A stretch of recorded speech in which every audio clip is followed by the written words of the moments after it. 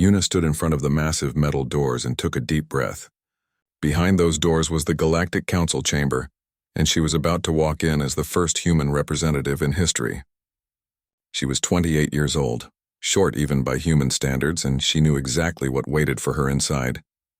Mockery, disbelief, maybe even anger. She had studied xenobiology for 10 years. She knew 17 alien languages. She had spent her whole adult life preparing for first contact. But nothing really prepared her for this moment. The doors opened with a loud hiss. Cold air rushed out, carrying strange smells she couldn't identify. Yuna walked forward, her boots clicking on the smooth floor. The chamber was enormous. The ceiling stretched up so high she could barely see it. Around the circular room sat the representatives of 43 different alien species. Some looked like giant insects. Others were pools of liquid that somehow held shape. A few seemed to be made of living crystal that hummed with inner light. Every single one of them turned to look at her. And then the whispers started. "That's the human?" A voice gurgled from somewhere on her left. "So small," another one clicked. "I heard they only live 80 cycles. What a waste of time," said a third voice that sounded like grinding rocks. Yuna kept her face calm. She had practiced this. She walked to the small platform marked for Earth's representative. It was in the back corner, she noticed. The least important position in the room. Of course, a massive creature that looked like a cross between a beetle and a dragon stood at the center podium. This was Commander Vexar of the Herrick Empire. His species had been traveling the stars for 50,000 years. He looked down at Yuna with 4 red eyes that showed nothing but contempt. "The human has arrived," Vexar announced, his voice booming through the chamber. "Earth's representative." He made the last word sound like a joke. Several aliens made sounds that might have been laughter. Yuna said nothing. She simply stood at her platform and waited. "Tell us, human," Vexar continued, leaning forward. "Why should we allow your species into the Galactic Council? You have one planet, one language, no faster-than-light capability. Your people still fight wars over resources. What could you possibly offer us?" Yuna had prepared an answer. She had memorized statistics about human achievements, about Earth's unique biosphere, about humanity's potential. But looking up at Vexar's mocking expression, she changed her mind. She decided to be honest instead. "We offer a new perspective," she said quietly. The chamber's translation system carried her words to every species present. "We are young. We see things differently. Sometimes an outsider can spot what those inside miss." A ripple of actual laughter went through the chamber this time. "Perspective," repeated a feminine voice with musical tones. This was Chancellor Relia of the Quilar Collective. Her species looked like floating jellyfish made of blue light. "The infant species thinks it can teach the ancient ones how..." Amusing. Yuna felt heat rising in her cheeks but kept her voice steady. "I didn't say teach. I said offer perspective. There's a difference." "Enough," Vexar said, waving one clawed hand dismissively. "The human may observe our sessions. She may not vote on any matters. She may not access our security networks or military databases. She will be given quarters in Section 9. Yuna knew what Section 9 was. She had studied the station's layout. It was the maintenance area, where waste processing and recycling happened. They were giving her rooms near the garbage. "And one more thing," Vexar added, his mandibles clicking in what might have been a smile. "Commander Kai of the Human Security Forces will be assigned to escort duty. We wouldn't want our delicate guest to get lost." More laughter. Yuna wanted to say something sharp, something that would make them respect her, but she held her tongue. Her mission wasn't to win an argument on the first day. It was to get humanity into the galactic community. That would take time. "Thank you, Commander Vexar," she said instead, bowing slightly. "I look forward to learning from this council." She turned and walked back through the chamber doors before anyone could respond. Outside, a tall human man in a dark uniform was waiting. He had short black hair and a serious face. "This must be Kai. Dr. Yuna," he said, nodding respectfully. "I'm Captain Kai. I've been assigned to your security detail." "I heard," Yuna said. "I'm sorry they're using you as a babysitter." Kai's expression didn't change. "I volunteered." That surprised her. "You volunteered to escort me around like I'm a child?" "No," Kai said simply. "I volunteered to protect Earth's first representative to the Galactic Council. That's what I see when I look at you, not what they see." Yuna felt something tight in her chest loosen just a little. At least one person believed in this mission. Come on, Kai said. I'll show you to your quarters. Fair warning, they're not great, I heard. Section 9. Yeah. Kai started walking and Yuna followed. Near the waste recycling. Your room probably smells like industrial cleaner and old food. But I checked it already. It's clean. And I made sure the air filters work properly. They walked through corridors filled with aliens who stared at them. Some pointed. Some made clicking or whistling sounds that the translation system didn't bother to interpret. Yuna tried to ignore them. Why did you really volunteer? She asked Kai quietly. He glanced at her. Because I read your file. You spent 10 years studying alien life. You learned languages most humans don't even know exist. You were the top choice out of 3,000 candidates, and then I watched them laugh at you in there. His jaw tightened. That made me angry. Me too, Yuna admitted. But you didn't show it. That was smart. They reached Section 9. The smell hit Yuna immediately. Industrial cleaner and something else. Something organic and unpleasant. Kai was right about the accommodations. The room was small with a bed that looked uncomfortable and a desk with a flickering light. I'll be right outside if you need anything, Kai said. The walls are pretty thin, so just call. Thank you, Captain. Just Kai is fine. He hesitated at the door. For what it's worth, Doctor, I believe in what you're doing. Humanity needs to be out here. We need to be part of this, even if they mock us, especially then, Kai said firmly. My grandfather used to say that respect isn't given, it's earned. So we earn it, one day at a time. After Kai left, Yuna sat on the uncomfortable bed and looked around her terrible room.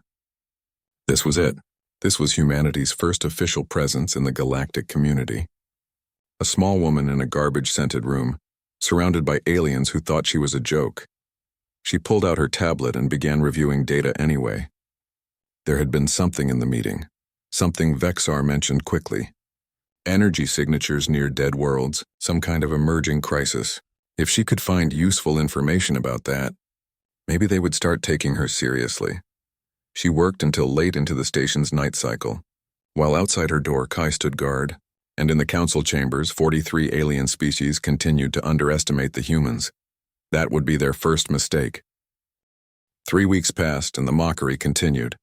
Yuna attended every council session, sitting quietly in her back corner. She took notes. She learned the patterns of how different species interacted. She discovered which ones were allies and which ones barely tolerated each other. And she waited for her chance to contribute something meaningful. That chance came on a cold morning when alarms started screaming through the station. Yuna was in her quarters, reviewing data on her tablet when the lights turned red. Kai burst through the door without knocking. Emergency council session, he said quickly. Something big is happening. They're calling everyone. They ran through the corridors. Other aliens were rushing in the same direction, their faces or whatever passed for faces showing fear. Real fear. Yuna had never seen them look anything but arrogant before. In the council chamber, chaos had replaced the usual order. Representatives were shouting in their various languages. The translation system struggled to keep up. Commander Vexar was trying to restore order by slamming something heavy on his podium, making a sound like thunder. Silence, he roared. We will address this systematically. Slowly the noise died down. Yuna took her usual position in the back corner. Kai stood behind her, hand on his weapon. Something was very wrong. Chancellor Rilia floated to the center. Her usually bright blue light looked dim, almost gray. 3 more systems have gone dark, she announced. The Halkor system, the Brevna cluster, and the Taros colonies. All communication has stopped. All life signs have vanished. A cold wave went through the chamber. Yuna leaned forward. This was the crisis that had been mentioned in her first session. But it was getting worse, much worse. How many is that now? Someone asked. 15 systems total, Vexar said grimly. 17 billion lives gone silent. No distress calls. No signs of war or disaster. They simply are stop. And the energy signatures? Asked a representative that looked like a walking tree. Growing stronger, Rilia confirmed. Our scientists cannot explain them. They appear near dead worlds first, worlds that lost their life billions of years ago. Then they spread. Then entire living systems go dark. We must send military forces, Vexar declared. A full battle fleet to investigate and, if necessary, engage whatever is causing this. The council erupted into argument again. Some wanted to flee, some wanted to fight, some wanted to study at first. Yuna listened carefully, her mind working through everything she was hearing. Energy signatures near dead worlds, systems going dark. No signs of violence or disaster, just silence. Something about it felt familiar. She pulled out her tablet and started searching through her databases.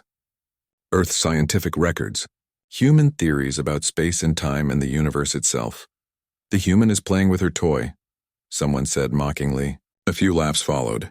Yuna ignored them. She was searching for something specific, something she had read in her university days. A theory by a human physicist named Yun about cosmic echoes, about gravitational waves from the universe's beginning that still rippled through space, waking things that should stay asleep. Her fingers flew across the screen. There. She found it. And then she found something else. A pattern. The 15 systems that had gone dark, they weren't random. They formed a line. A perfect line through space pointing toward something very old and very distant. I think I know what it is, Yuna said. Nobody heard her. They were too busy arguing. I said, I think I know what it is. Yuna shouted. The chamber fell silent. Every eye turned to her. Vexar's mandibles twitched with irritation. The human speaks, he said coldly. This should be entertaining. Yuna stood up straight. Her heart was pounding, but she kept her voice steady. The pattern of disappearances matches a phenomenon my people call void tides. They're gravitational echoes from the Big Bang, from when the universe was born.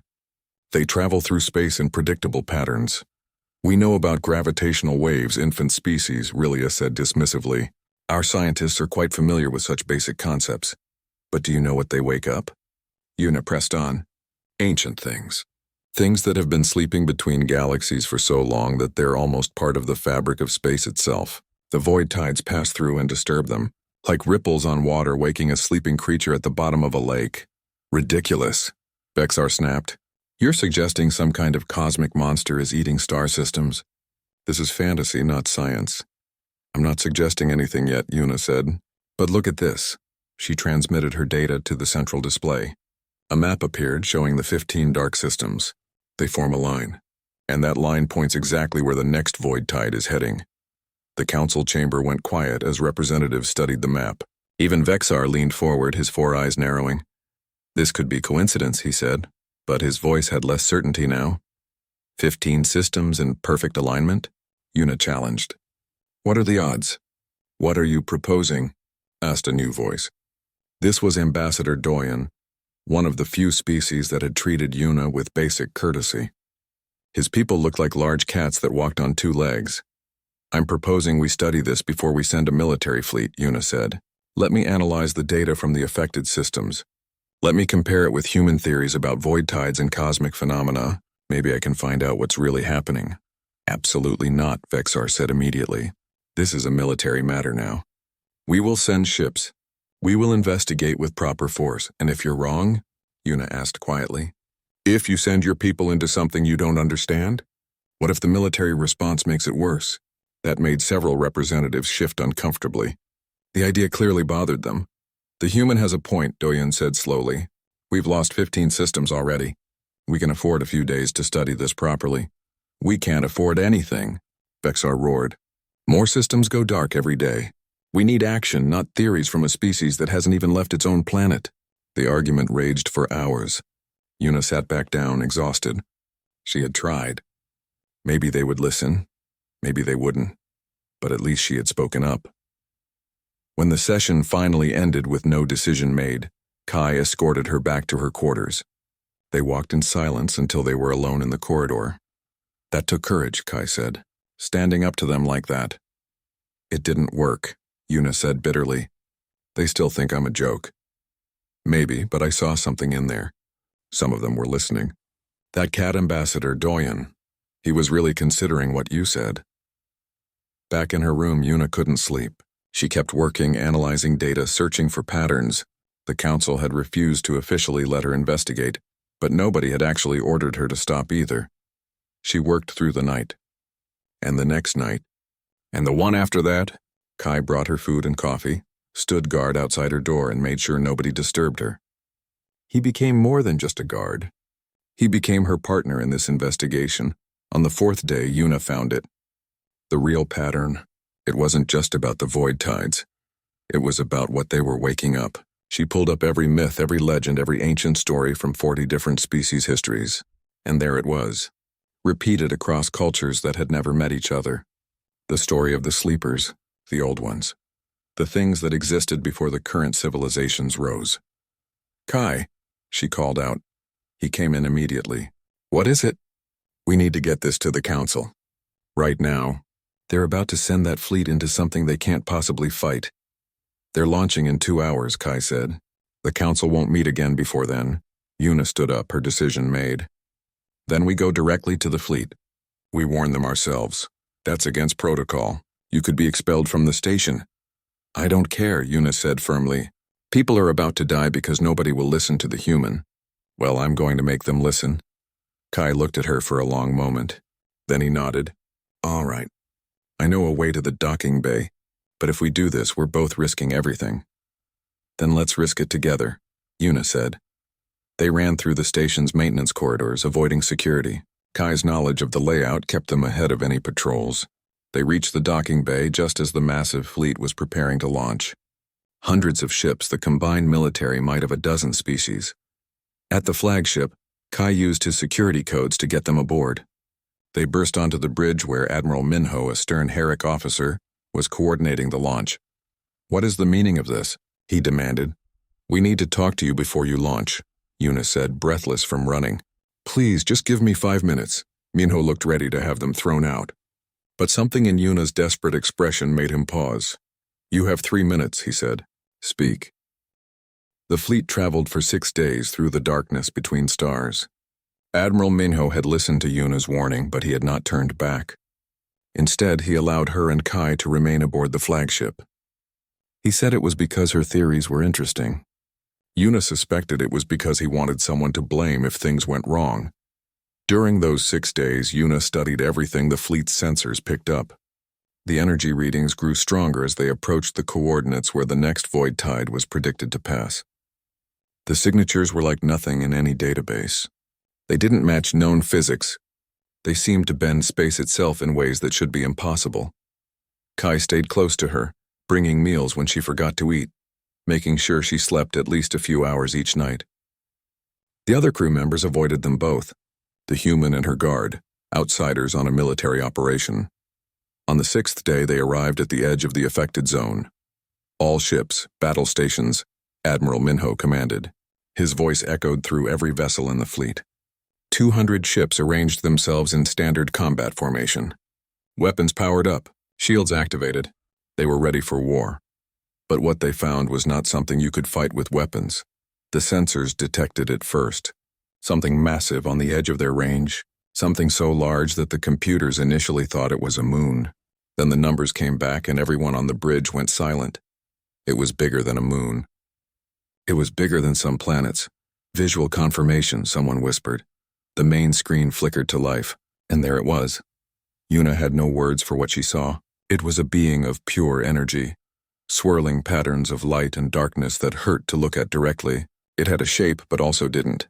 Sometimes it looked vaguely solid, like a massive creature with limbs and a body. Other times it seemed to be nothing but flowing waves of power that filled the space around it. "By the ancient stars," Admiral Minho breathed. Even his battle-hardened voice shook. The being wasn't moving. It simply floated there in the emptiness of space, existing, but its presence was doing things to reality around it. Space bent near it. Light curved. Time itself seemed to slow and stretch. "All ships reporting system failures," a technician called out. "Navigation is offline. Weapons won't lock on. Communications are breaking up. What about life support?" Minho demanded. "Still working?" "For now." Yuna stepped closer to the screen, her heart pounding. This was it. This was what the void tides had awakened. This was the thing from the old stories, the ancient legends. The sleeper. The old one. The being that had existed before civilizations rose, before the current age of the galaxy began. "Can we communicate with it?" she asked. "Trying all frequencies," a communications officer said. "No response.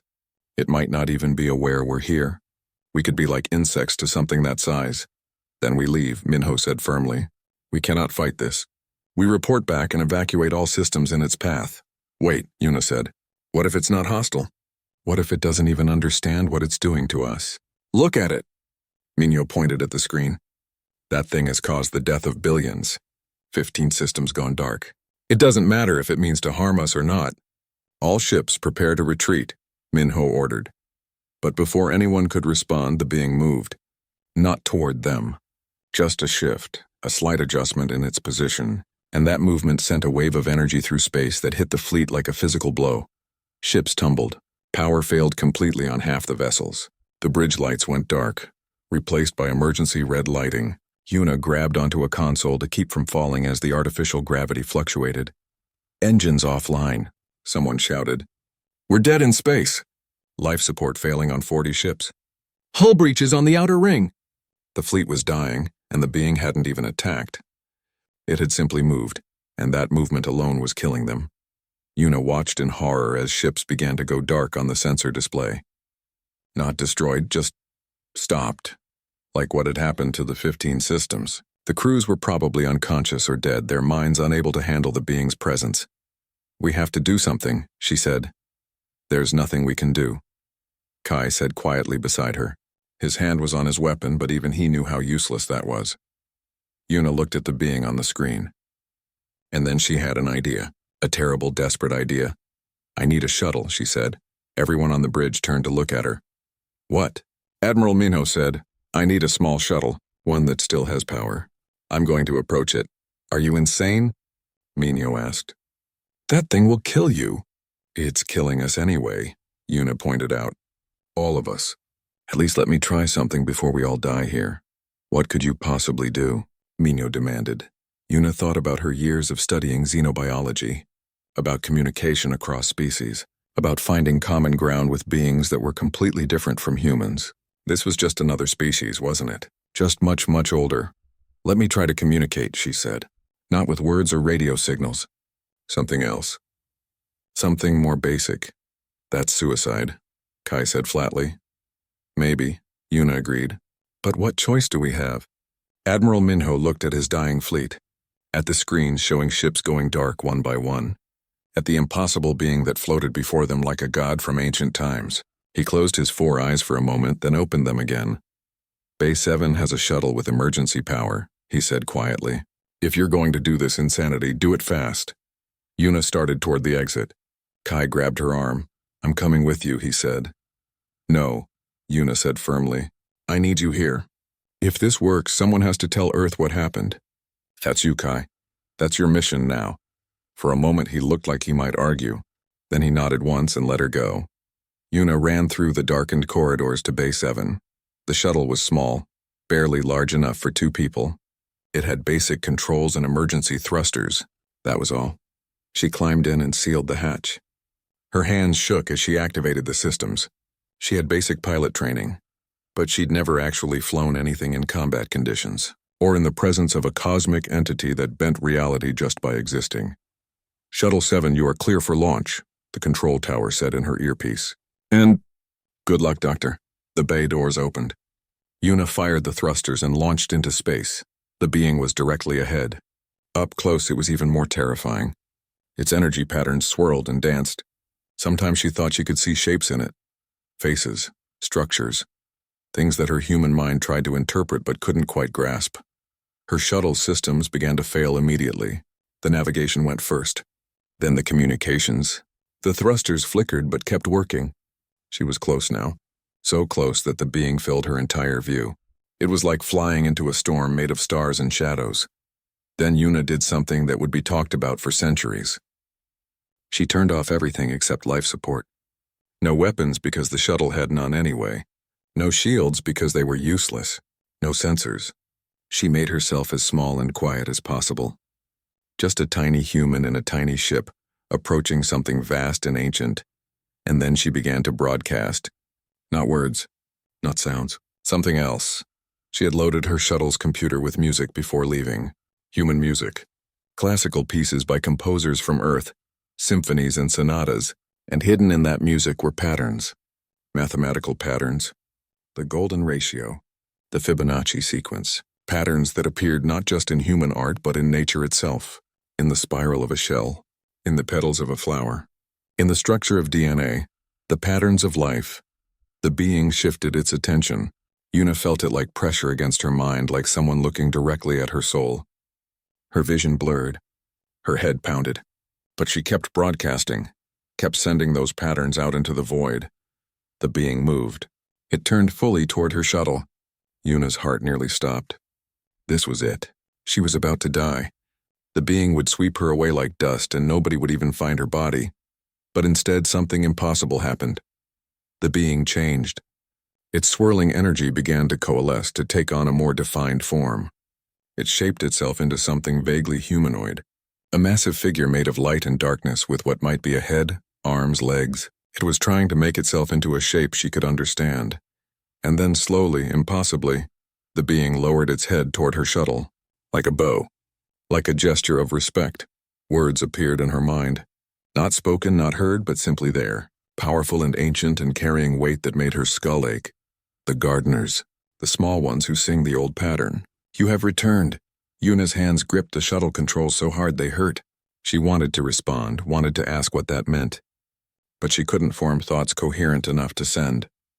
The being's head remained lowered, waiting, acknowledging, recognizing something in her, in humanity and the patterns she had broadcast. Behind her, the fleet's ships began to come back online. Power returned. The crushing pressure of the being's presence lifted slightly, just enough to let them function again. Yuna sat in her tiny shuttle, facing an entity older than recorded history, and realized that everything was about to change. Yuna didn't know how long she sat there, frozen in her shuttle seat, staring at the impossible being before her. Time felt strange. Seconds might have been hours, or maybe only heartbeats had passed. Her mind struggled to process what she was seeing. The being remained in its bowed position, waiting, patient in a way that only something eternal could be patient. Finally, Yuna managed to speak, though her voice came out as barely a whisper. I don't understand. What did you call us? Gardeners?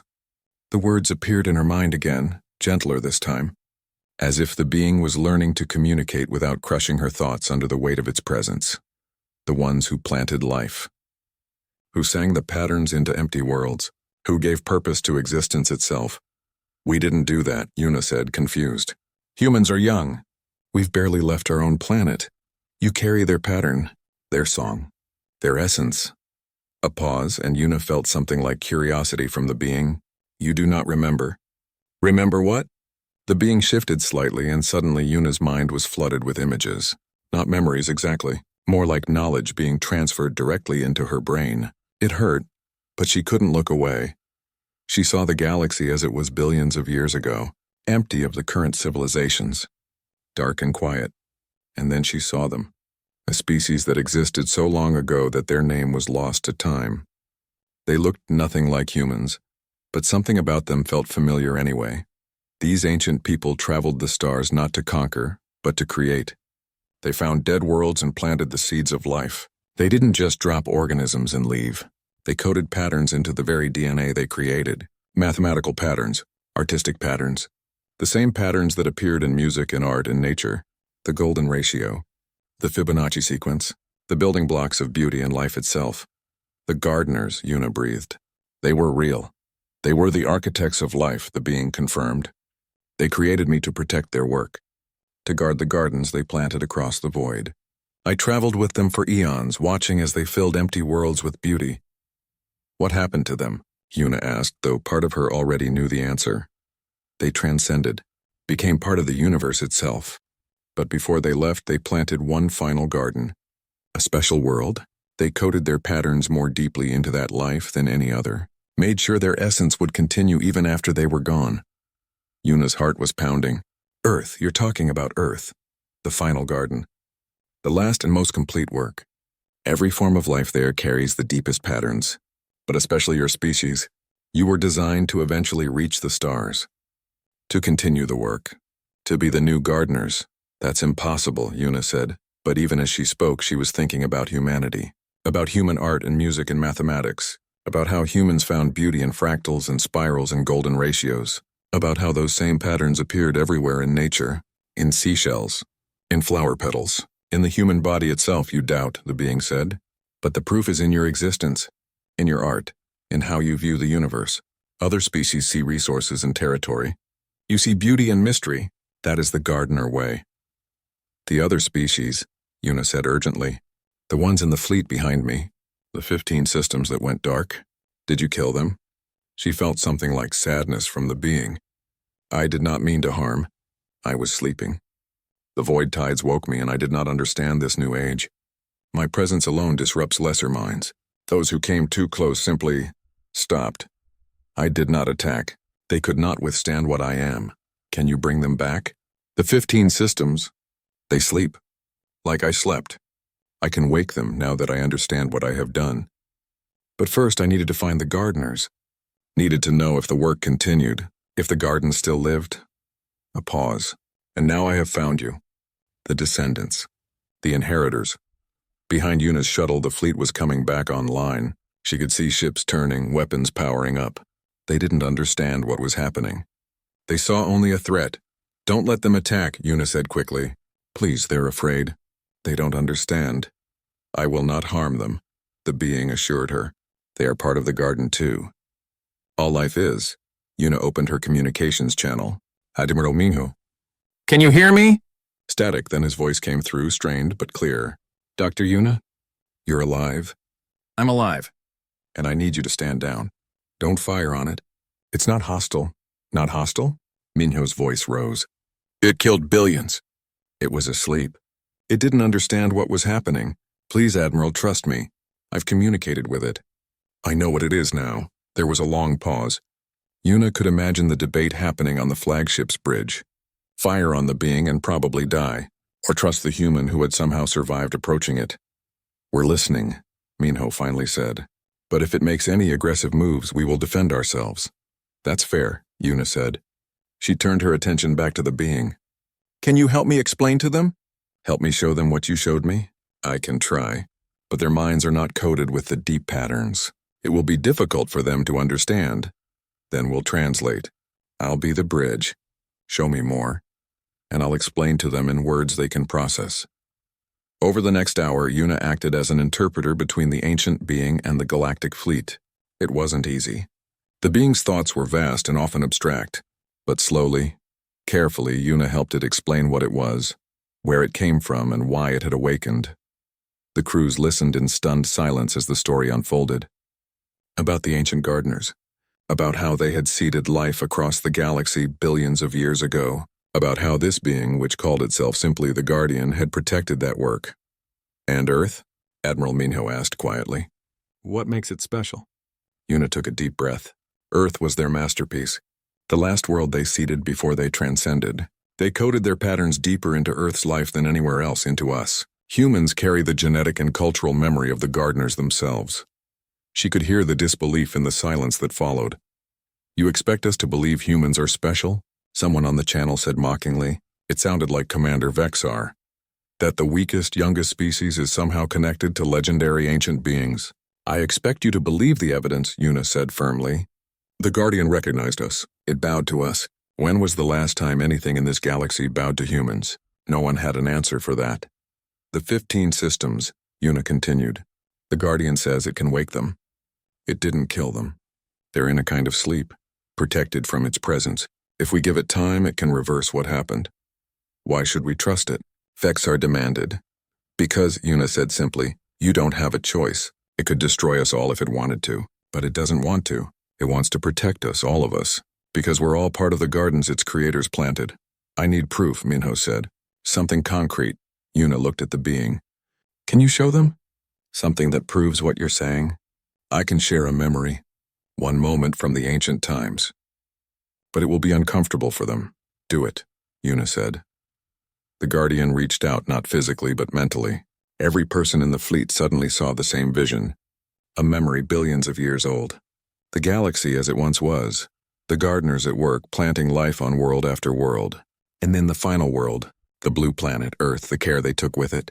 The deep patterns they wove into everything that would grow there. The vision lasted only seconds but felt like a lifetime. When it ended, Una heard gasps and exclamations across every ship channel. By the stars, Minho whispered. It's real. It's all real. The human is connected to them, someone else said in awe. The humans are the inheritors. We mocked them, another voice said quietly. We put their representative in the worst quarters on the station. We laughed at her. Yuna felt her cheeks burn, but she pushed past the embarrassment. That doesn't matter now. What matters is what we do next. What do you suggest?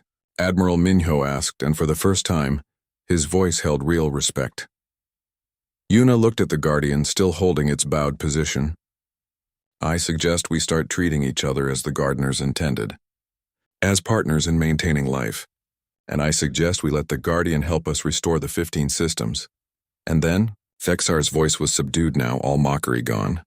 And then, Yuna said, we all go home, and we explain to the Galactic Council that everything has changed. The Guardian kept its promise. Over the next 3 weeks, it visited each of the 15 dark systems and woke them. The beings who had fallen into protective sleep opened their eyes again. Cities that had gone silent hummed back to life. 17 billion people who thought they were dead discovered they had simply been sleeping through a cosmic event they couldn't comprehend. Yuna watched it all happen from the flagship, which now orbited at a respectful distance. The Guardian had changed its form again, making itself smaller and less overwhelming. It appeared now as a luminous figure roughly the size of a human spacecraft, though everyone knew that was just an illusion. Its true nature was still that vast cosmic entity that bent space by existing. Final system reports all clear, Admiral Minho announced. Everyone is awake and recovering. Yuna nodded tiredly. She hadn't slept much in 3 weeks. There was too much to do, too much to coordinate. The Guardian was powerful beyond measure, but it didn't understand modern civilization.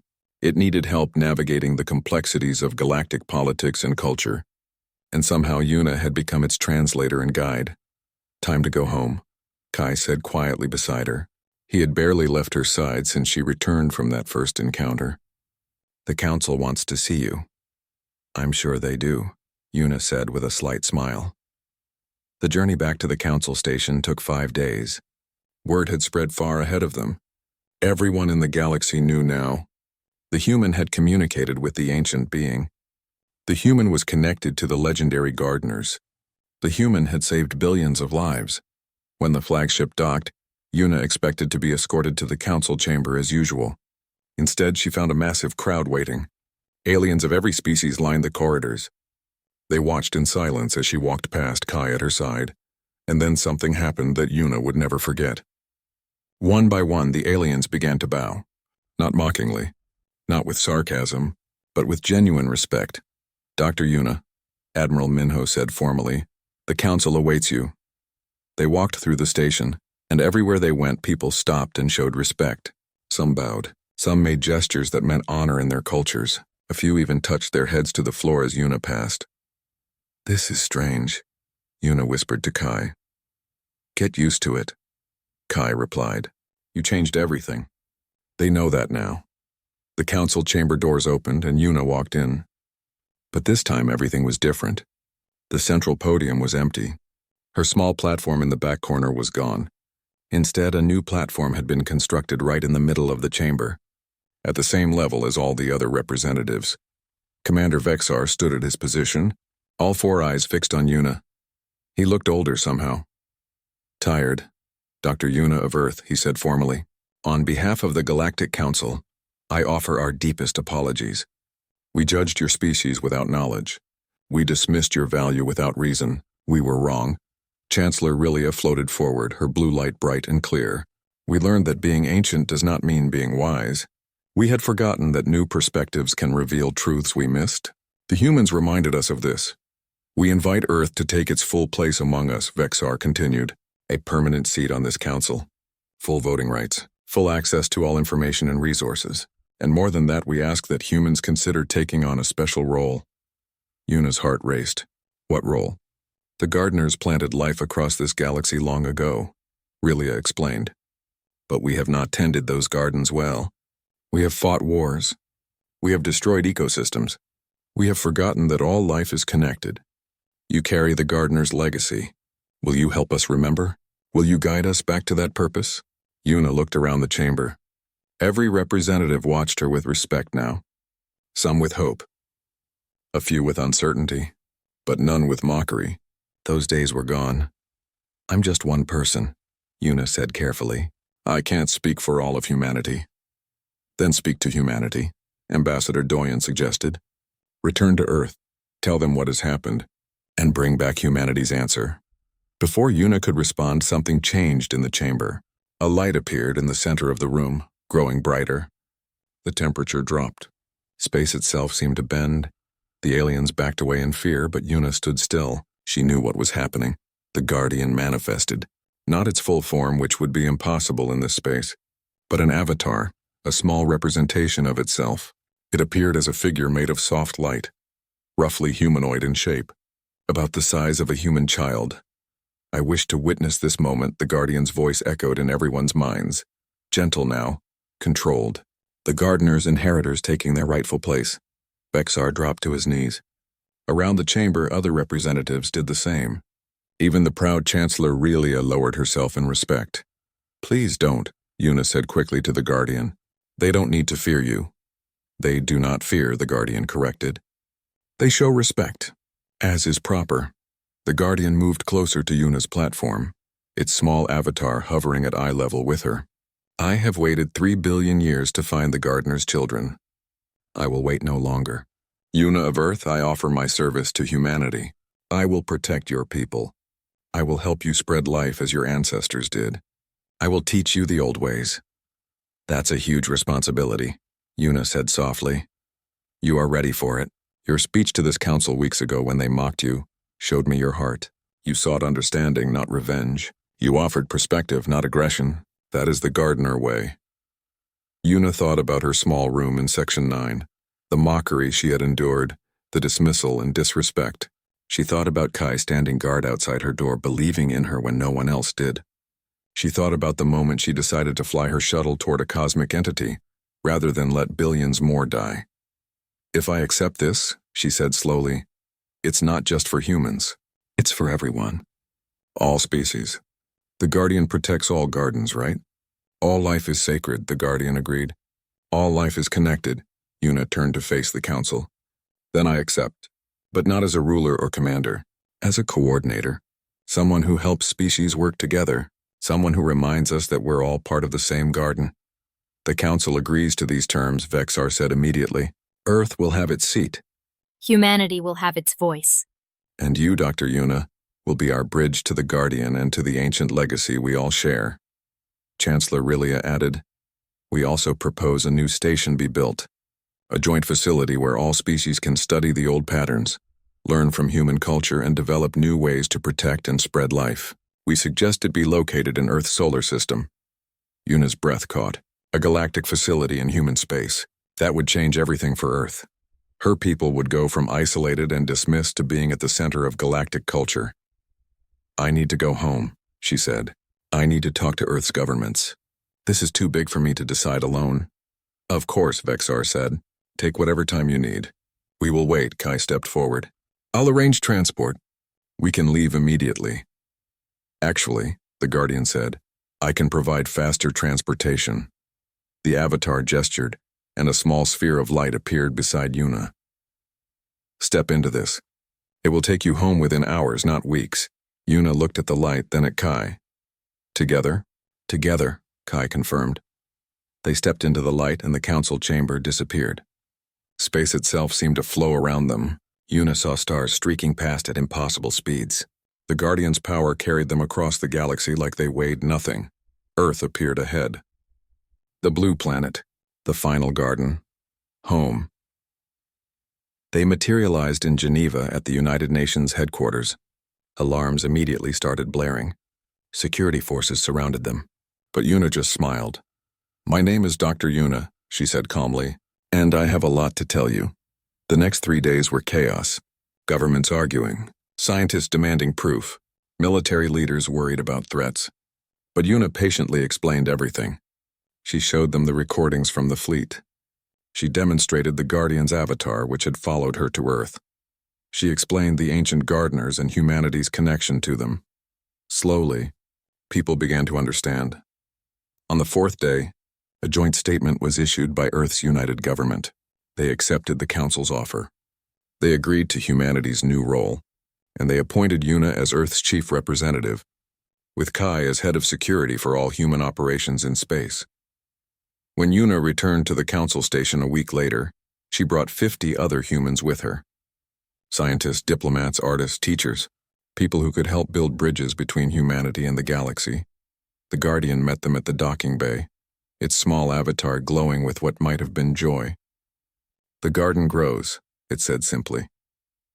Yuna stood in the council chamber once more, but now she stood at the center platform, equal to all others. Kai stood behind her, proud and watchful. Around them, representatives of 43 species waited for her to speak. "My name is Yuna," she began. "Not long ago I was mocked in this chamber. I was given the worst quarters on this station. I was dismissed as primitive and worthless." She paused, letting the shame of that memory settle over those who had done it. "But I don't say this to accuse," she continued. "I say it to remind us all that wisdom comes from unexpected places, that new voices matter, that respect should be given freely, not earned through displays of power.